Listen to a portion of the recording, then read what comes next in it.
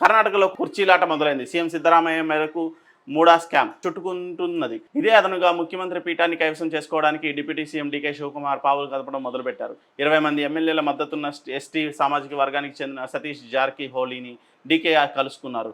ఈ నేపథ్యంలో తెలంగాణ సీఎం రేవంత్ రెడ్డిపై జార్కిహోలీ చేసిన వ్యాఖ్యలు రాజకీయ వర్గాల్లో కలకలం సృష్టిస్తున్నాయి. సీఎంగా సిద్ధును మారిస్తే రేవంత్ను మారుస్తారా? కర్ణాటక కాంగ్రెస్ మంత్రి జార్కిహోలీ సూటి ప్రశ్న.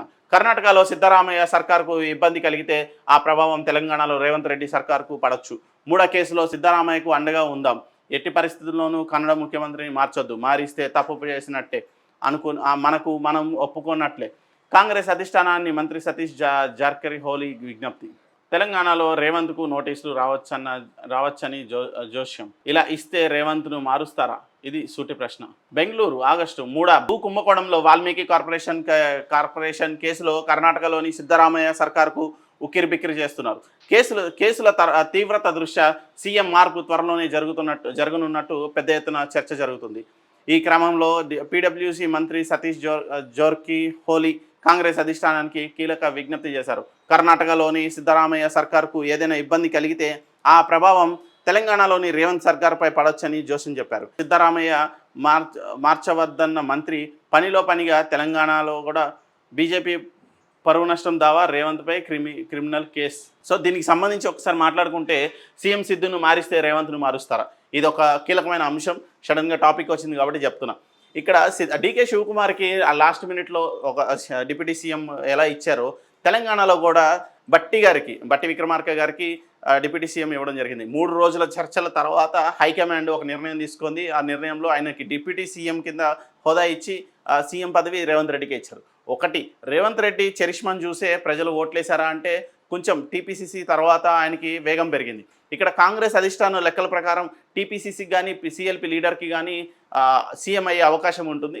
సో అవకాశం ప్రకారం ఇక్కడ టీపీసీసీ ప్రెసిడెంట్ రేవంత్ రెడ్డికి సీఎం అయ్యే అవకాశం దక్కింది.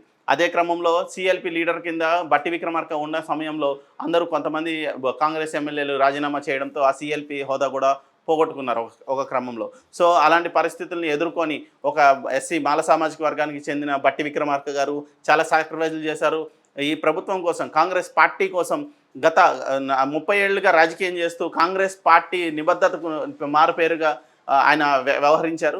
బట్టి గారు అంటేనే కాంగ్రెస్ పార్టీలో ఒక పెద్ద ఆయన అనే ఫీలింగ్ కలుగుతుంది. ఆయన కట్టుబొట్టు తీరు, ఆయన వ్యవహరించే పద్ధతి కానీ అంతా చాలా గంభీరంగా ఉంటుంది. రాజశేఖర్ రెడ్డిని మైమరిపించేలాగా బట్టి విక్రమార్క గారి హుందాతనం కనిపిస్తూ ఉంటుంది. సో ఇక్కడ ఇదే విషయంలో తీసుకుంటే రేవంత్ రెడ్డి ఫ్యామిలీ మొత్తం భూ స్కాముల మీద భూములు దోచుకునే పనిలో పడ్డారు. నిన్న కూడా మనం మాట్లాడుకున్నాం శంకర్పల్లి ఎపిసోడ్లో కొండలరెడ్డి తీరు. సో ఇలా వీళ్ళు కూడా అవుట్రైట్గా భూదందాలు చేస్తున్నారు. రేవంత్ రెడ్డి సర్కార్ అయితే అడ్డగోలుగా వ్యవహరిస్తుంది. మొత్తం రాష్ట్రాన్ని దోచుకు తినే పరిస్థితుల్లో రేవంత్ రెడ్డి సర్కార్ ఉంది. రేవంత్ రెడ్డి అండ్ ఫ్యామిలీ ఉన్నారు. సో ఇదే క్రమంలో ఈడీ కేసులు పడే అవకాశం ఉంది రేవంత్ రెడ్డి పైన.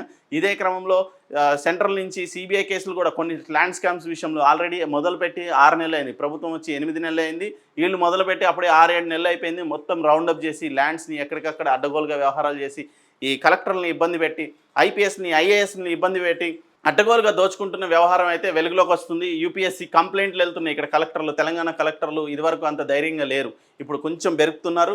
ఇక్కడ పరిస్థితులు ఎలా ఉండబోతున్నాయి రేపొద్దున మా పైన, అంటే గతంలో సిబిఐ కేసులని జగన్మోహన్ రెడ్డి లాంటి వాళ్ళపైన అలాంటి కేసెస్ మా పైన ఎక్కడైతే అని చెప్పేసి ఐఏఎస్లు అయితే గందరగోళంలో ఉన్నారు.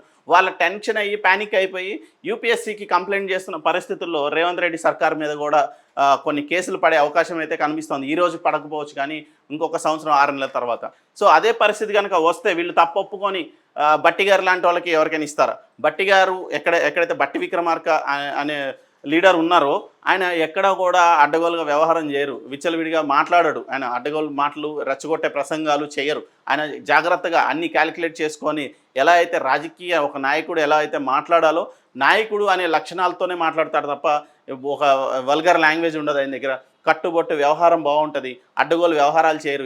ఈవెన్ ఫ్యామిలీని కూడా ఈ రాజకీయాల జోలికి తీసుకురారు. ఓకే, ఎన్నికల సమయంలో అన్ని ఫ్యామిలీస్ ప్రచారాలు చేస్తే కానీ ఆ తర్వాత వాళ్ళ కుటుంబం అయితే కంప్లీట్గా గుళ్ళు గోపురాలు తిరగడానికే అంకితమయ్యారు. ఎందుకంటే బట్టి గారు దొరకట్లేదు. బట్టి గారి బిజీ షెడ్యూల్ ప్రకారం వాళ్ళ ఫ్యామిలీలో ఉన్న వాళ్ళు ఎవరు వాళ్ళ వ్యాపారాలు చేసుకుంటున్నారు తప్ప రాజకీయాల జోలికి రావట్లేదు. సో అలా క్లీన్ ఇమేజ్ ఉన్న నాయకుడు ఎవరికైనా సీఎం కట్టబెట్టే అవకాశం ఉంటుంది. ఎందుకంటే సిద్ధరామయ్య ఆల్రెడీ స్కామ్లో ఇరుక్కుని ఉన్నారు.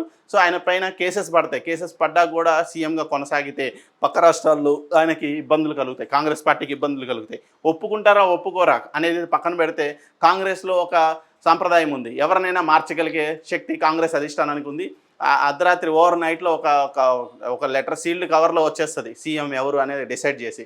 సో ఆ అవకాశం అక్కడ సిద్ధరామయ్య తర్వాత డీకే శివకుమార్కి ఉందా అంటే, డీకే శివకుమార్ అయితే ఇంకా ఘోరంగా, అక్కడ డిప్యూటీ సీఎం అయితే అవుట్ రేట్ దోచుకు తినే పరిస్థితి. సిద్ధరామయ్య ఒక అందుకు మేలే. సో సిద్ధరామయ్య కాకపోతే డీకే శివకుమార్కి ఇస్తారంటే, డీకే శివకుమార్కి ఇస్తే అక్కడ లోకల్గా కూడా చాలా ఇష్యూస్ వచ్చేస్తాయి కర్ణాటకలో. సో అలాంటి పరిస్థితుల్లో డీకే శివకుమార్ కూడా సీఎం ఇచ్చే పరిస్థితి లేదు. ఇంకెవరైనా ఐడెంటిఫై చేయాలి, ఇంకా ఏదైనా మంచి లీడర్ని ఐడెంటిఫై చేయాలి. సో ఇక్కడ తెలంగాణలోకి వచ్చేసరికి రేవంత్ రెడ్డి పైన కూడా ఖచ్చితంగా కేసెస్ పడుతున్నాయనే ఇండికేషన్ అయితే ఉంది. బీజేపీ లీడర్లు కూడా అదే చెప్తా ఉన్నారు. ఎందుకంటే వీళ్ళు తలా తోక లేకుండా అడ్డగోలుగా వ్యవహారం చేస్తున్నారు. అంటే అప్పట్లో కేటీఆర్ చేశాడు, కేసీఆర్ చేశాడు, కవిత చేసింది, వాళ్ళు దోచుకుంటే తప్పు లేదు, మేము చేస్తే తప్పు వచ్చిందని అడ్డగోలుగా స్కామ్స్ చేస్తున్నారు. అడ్డగోలు జీవోలు ఇస్తున్నారు. రాష్ట్రంలో అడ్డగోలు జీవోలు నడుస్తున్నాయి. మొన్న కూడా మున్సిపల్ కమిషనరేట్కి సంబంధించి నార్సింగి అండ్ పుప్పాలు కూడా శంషాబాద్ కమిషనరేట్కి సంబంధించి మనం కూడా ఒక ఆర్టికల్ చేసాం. కంప్లీట్గా పంచాయతీ మున్సిపాలిటీకి రావాల్సిన 2 కోట్ల నిధులని మళ్లించి R&Bకి ఆ జీవోని ఇచ్చి, అంటే మున్సిపాలిటీకి ఏ అధికారాలు లేవు, ఈ ఫ్లెక్సీ బోర్డ్స్ కానీ ఈ వీటిని కానీ అడ్వర్టైజ్మెంట్ బోర్డ్స్ ఏదైతే పుప్పాలగూడలో అడ్వర్టైజ్మెంట్ బోర్డ్స్ ఉంటాయో రోడ్డు పక్కన, లేదంటే హోర్డింగ్స్ ఉంటాయో, ఆ హోర్డింగ్స్కి సంబంధించి మున్సిపాలిటీకి కట్టాల్సిన 2 కోట్ల రూపాయల పన్ను ఏదైతే ఉందో ఆ పన్నుని సవరిస్తూ అసలు మున్సిపల్ శాఖకి ఆ అధికారాలు లేవు అన్నట్టుగా R&Bకి అధికారులు ఇచ్చారు. మున్సిపల్ శాఖ వేరు, R&B వేరు. R&Bలకి ఆ అధికారాలు ఇచ్చి ఇక్కడ 2 కోట్ల ట్యాక్స్ కట్టేదాన్ని తీసుకొచ్చి ఇక్కడ 5 కోట్లకు కుదించారు, 5 లక్షలకు కుదించారు. 5 లక్షల రూపాయలు కడితే చాలు అని ఇక్కడ పాత వెండర్లని పక్కకు జరిపేసి టార్గెట్ మీడియా నవనిర్మాణ సంస్థకి రేవంత్ రెడ్డి తమ్ముడు కృష్ణారెడ్డి ఆధ్వర్యంలో వీళ్ళు కలిసి కట్టుగా ఈ మొత్తం దోపిడీకి పాల్పడ్డారు. సో ఈ దోపిడీలో చాలామంది వెండర్స్, వాళ్ళు ముస్లిమ్స్ ఉన్నారు, దాంట్లో రెడ్డీస్ ఉన్నారు, చాలామంది ఉన్నారు, మహిళలు కూడా ఉన్నారు. వీళ్ళందరూ కలిసి ఈ కొట్లాటలో ఈ వెండర్స్ అందరూ బలైపోయారు. ఇక్కడ మున్సిపాలిటీ నుంచి R&Bకి మార్చారు. R&Bలో ఒక జీవో తీసుకొచ్చారు, 5 లక్షల రూపాయలకే ఏ మున్సిపాలిటీ అయినా ఈ టార్గెట్ మీడియాకి నవనిర్మాణ సంస్థకి ఇవ్వచ్చు అని చెప్పేసి ఒక అడ్డగోలు జీవోలు తీసుకొచ్చేసి వీళ్ళని సీన్లోకి తీసుకొచ్చి వీళ్ళతో కథ నడిపిస్తున్నారు Revanth Reddy and family. So ఈ జీవోలు అవన్నీ రేపొద్దున బయటపడితే, ఎన్నోసార్లు మొత్తుకుంటున్నది ఓకే టీవీ, ఈ జీవోలన్నీ రేపొద్దున బయటపడితే ఏంటి పరిస్థితి, ఈ వెండర్లందరూ రోడ్డు ఎక్కితే ఏంటి పరిస్థితి, ఈ వెండర్లను అయితే కిడ్నాపులు చేస్తున్నారు, ఈ వెండర్లను అయితే బ్లాక్మెయిల్ చేస్తున్నారు, అడ్డగోలుగా బ్లాక్మెయిల్ చేస్తున్న పరిస్థితి. సో అడ్డగోలు జీవోలు ఇస్తూ రేవంత్ రెడ్డి ప్రభుత్వం కూడా చాలా నీచంగా ప్రవర్తిస్తుంది. సో వాళ్ళు కూడా రోడ్డు మీద ఉన్నారు. సో ఇవన్నీ దృష్టిలో పెట్టుకోవాలి, ఏం జరుగుతుంది, ఎక్కడ జరుగుతుంది. ఎందుకంటే అధికారం శాస్త్రం కాదు, ఎంతో అహంకారంతో విరవీగిన కేసీఆర్ కూడా వెళ్ళి ఫామ్ హౌస్లో పడుకున్నాడు. ఈరోజు వాళ్ళ కూతురు వెళ్ళి జైల్లో కూర్చుంది, నా ఫామ్ హౌస్ కాపాడని చెప్పి కేటీఆర్ రోజు ఒక ప్రెస్ మీట్ పెడుతున్నాడు. అసలు మీడియా ముందుకు రాని కేటీఆర్ ప్రెస్ మీట్లు పెడుతున్నాడు. హరీష్ రావు అయితే గుళ్ళు గోపురాలు తిరుగుతున్నాడు, కేసీఆర్ అయితే ఫామ్ హౌస్లో సినిమాలు ఎక్కించుకుంటున్నాడు, కవిత అక్కడ జైల్లో చెప్పకూడదు తింటుంది. అది పరిస్థితి. అధికారము ఎన్ని రోజులు, మేము మార్చినన్ని రోజులే, మేము మారవనన్ని రోజులే, మార్చిన రోజు నీ గతి ఏంటి. రేవంత్ రెడ్డి గారు గుర్తుంచుకోండి, అది సిద్ధరామయ్య అయినా అంతే, రేవంత్ రెడ్డి అయినా అంతే, ఆ కిందకు వస్తే డీకే శివకుమార్ అయినా అంతే. ఇక్కడ తెలంగాణలో పరిస్థితి కొంచెం ఎక్కడైనా పాజిటివ్గా కనిపిస్తుంది అంటే మంత్రుల దగ్గరే, అది కూడా డిప్యూటీ సీఎం బట్టి గారి దగ్గరే కొంచెం పాజిటివ్గా కనిపిస్తుంది. ఆయన ఎలాంటి రిమార్క్ రాకూడదు అని చెప్పేసి ఆయన స్టాఫ్కి కూడా క్లియర్ కట్ ఇండికేషన్స్ ఇచ్చారు. ఆయన క్లియర్ కట్గా మన దగ్గర ఏదైనా సరే న్యాయం కోసం వచ్చే వాళ్ళకి న్యాయం చేయండి తప్ప వేరే వ్యవహారాల్లో ఎవరు తల దూర్చొద్దు, ఎవరు మాట్లాడొద్దు అని చెప్పి క్లియర్గా ఇండికేట్ చేసిన పరిస్థితి. సో రేపొద్దున ఏదైనా తెలంగాణలో ఇచ్చినా కూడా బట్టి లాంటి వారికే అవకాశం ఉంటుంది. ఎందుకంటే తెలంగాణ 3వ ముఖ్యమంత్రి కింద ఒక దళితుడికి అవకాశం ఇచ్చిన ఘనత కూడా కాంగ్రెస్ పార్టీకి ఉంటుంది. ఎందుకంటే దళితుడిని సీఎం చేస్తానని చెప్పేసి కేసీఆర్ ఎప్పుడైతే ప్రగల్భాలు పలికి ఓట్లు వేయించుకొని సీఎం అయిన తర్వాత నేను కూడా వెలివేసిన దొరని అందుకనే నేను కూడా ఈ జాతి తక్కువ వాడినే, లేదంటే నేను కూడా తక్కువ కులం వాడినే, లేదంటే నేను కూడా దళితుడినే అనే పాయింట్ ఆఫ్ వ్యూలో దాని మాటలు మార్చి గందరగోళం చేశాడు. సో అలా కాకుండా మొదటి ముఖ్యమంత్రి వెలమ, రెండో ముఖ్యమంత్రి రెడ్డి అయితే, మూడో ముఖ్యమంత్రి దళితుడు, కనీసం మూడో ముఖ్యమంత్రినైనా దళితుడిని చేయాలి, నా ఆకాంక్ష అది.